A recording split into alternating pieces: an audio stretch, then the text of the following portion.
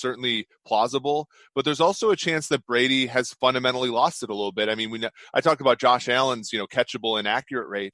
During the second half of the year, Brady was third in that, behind Allen and I believe David Blau. So it wasn't there. There are some things about a 43-year-old quarterback, and we talk about risk all the time. A lot of things have to go right to go over this, especially when it's 10 flat. There aren't that many things that have to go wrong for this bet to be dead, let's say within the first 2 months of the season. So I'm under here on 10 if I can get it, and it looks like it's not all that pricey to go under here. Yeah. Evan, Bucks need 11 wins to win this bet. How often do you think that happens? I mean, I think they're legit pretty good. And I think that they can be good even without Tom Brady, like all of a sudden, flipping the switch and getting back to, 2015 Tom Brady. Mm-hmm.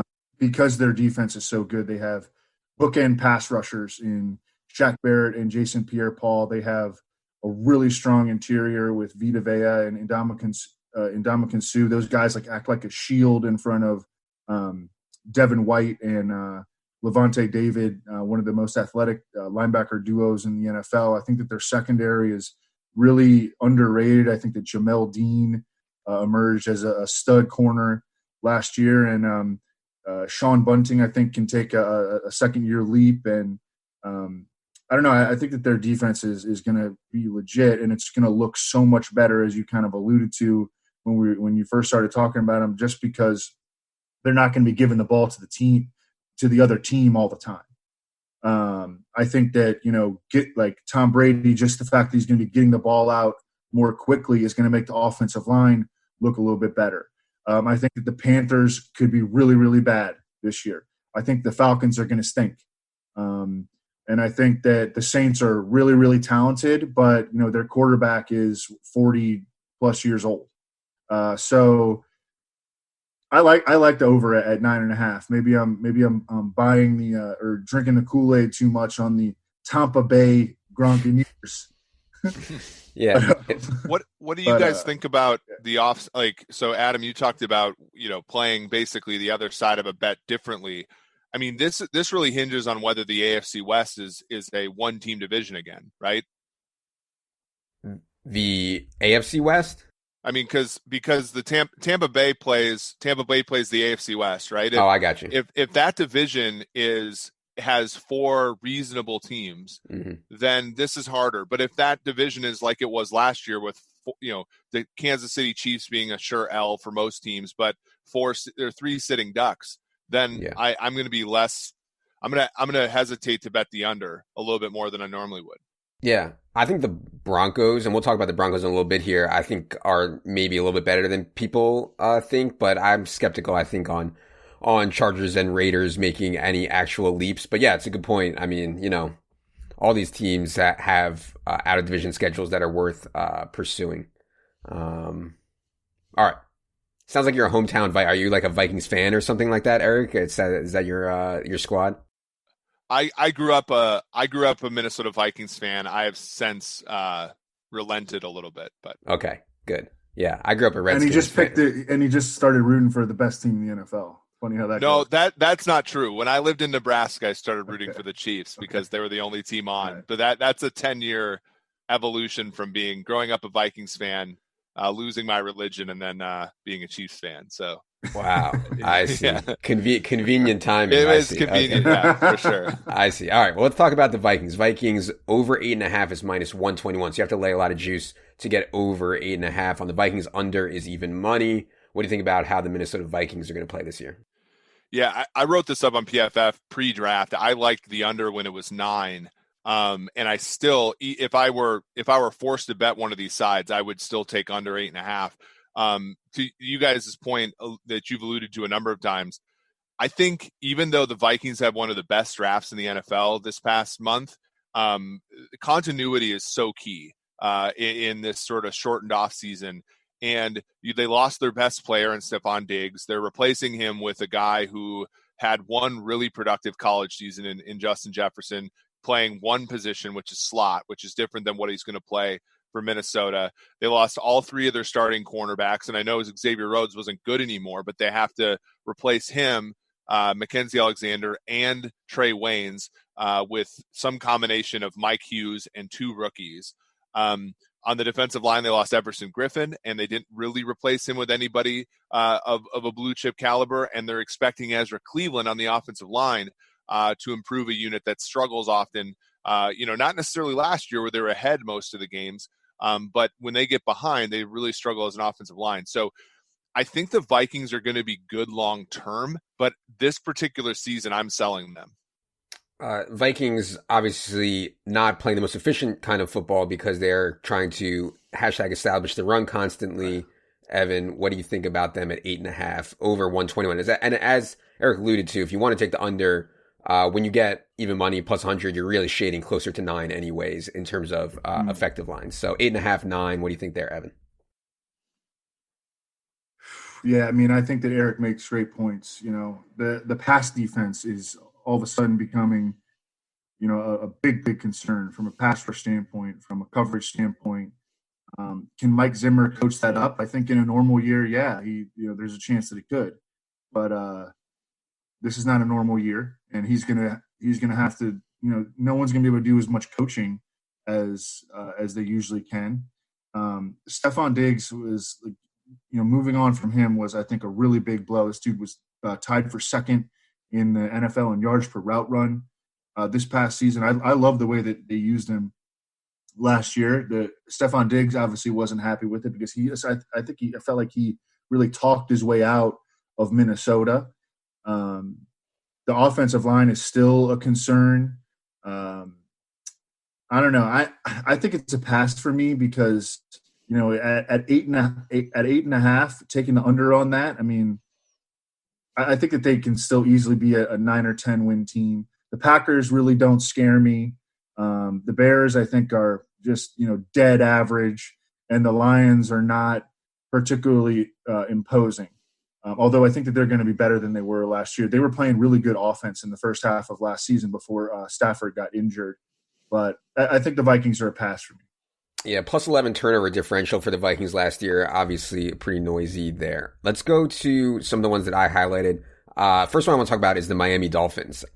Miami Dolphins total is at 6 minus 110.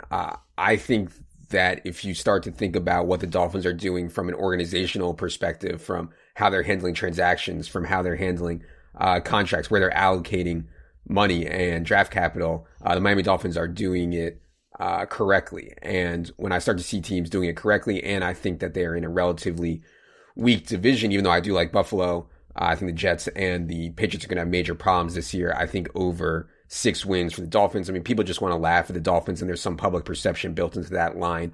I think Dolphins also had a minus 10 turnover differential last year. I know when you have Ryan Fitzpatrick as your quarterback, that's going to happen, but there's also a chance they get, I think a reasonably good chance they get Tua in there. I know there's been talk about Tua redshirting. It's just not in the history of first round picks that go in the top 10 to redshirt for entire years anymore in the NFL. So yeah, what do you think about the Miami Dolphins, Eric? Yeah, I like the way that they're putting their team together. Last season, it's not clear that they were trying to tank, but if anybody was trying to tank, they did it perfectly because they had the smallest number of win shares in a defensive backfield of any team in the entire league, and that's how you lose. You remember that Pittsburgh game on Monday night where they blitzed 8 people and had 3 guys to cover 5 routes. It was sort of exactly what you would do if you wanted to give up a touchdown. But you look at sort of what they've done since. Byron Jones is a great signing. Obviously, Xavier Howard has had a couple, maybe a season and a half of being down, but he's, pretty solid.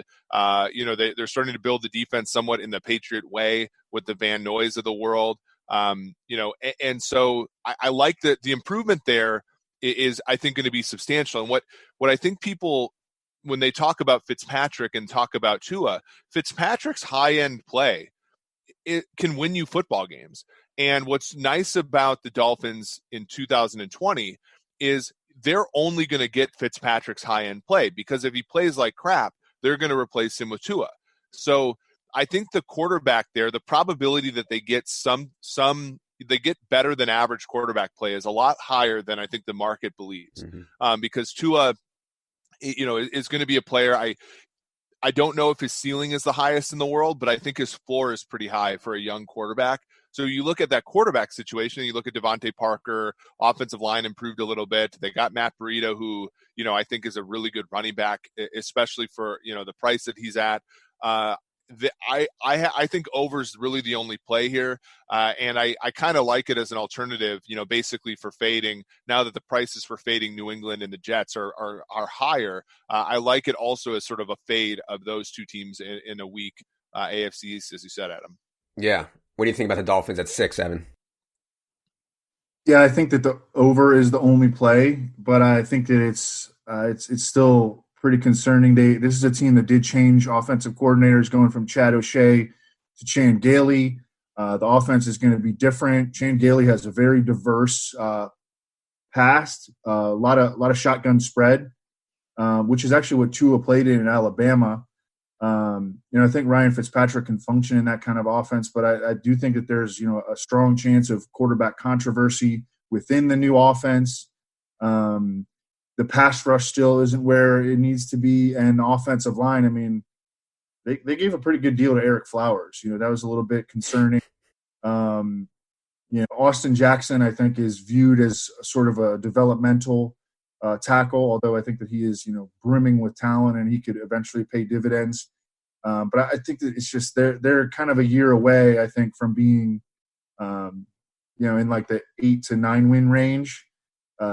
So I don't see him getting any more than 7 wins. So I don't know. There's just a lot of margin for error there, and I think that they're just not quite ready yet. All right.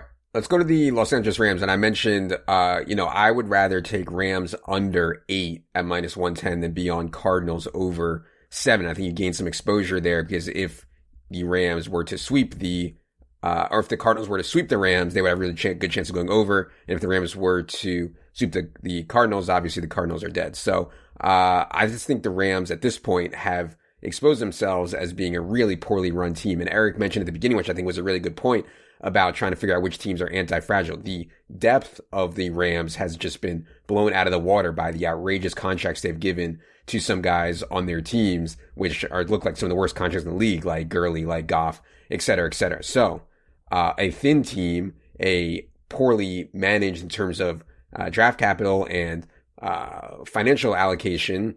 I want to be low on this, especially when they're in a division which I think is really strong. I mean, there's going to be no easy games when you play Cardinals, Seattle, 49ers 6 times this year. I'll start with Evan this time. Rams at 8 -110. What do you think there?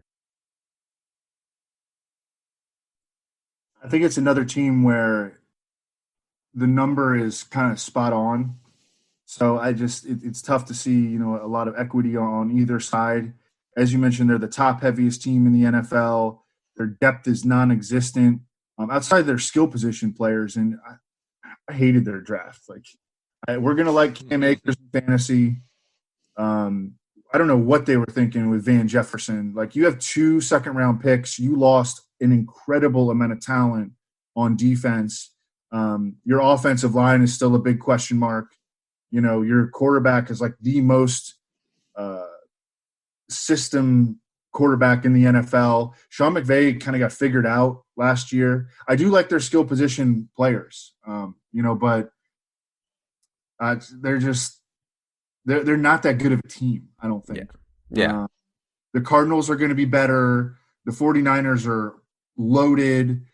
Seattle has Russell Wilson. The Rams face the 8th toughest schedule in the NFL. I don't know if they're bad enough to take the under here, but I would not feel comfortable with taking the over. Yeah, I think they are bad enough. Eric, what do you think? Yeah, I mean, this number opened at 9, which I thought was an absolute atrocity. I still think at 8, it's a very good play, and there's a couple reasons. Not only did they lose a lot of defensive players, and not only to your point about the contracts that they already have paid out, they traded 2 first-round picks for Jalen Ramsey without having him under contract, which further hamstrings them. I mean, the definition of power is having options, and they have almost no power to do much of anything to benefit their team. They lost their special teams coordinator to Dallas, who's one of the best, and historically they've been a top 5 unit in terms of special teams every single year. Those are hidden yards that you need with a quarterback like Jared Goff.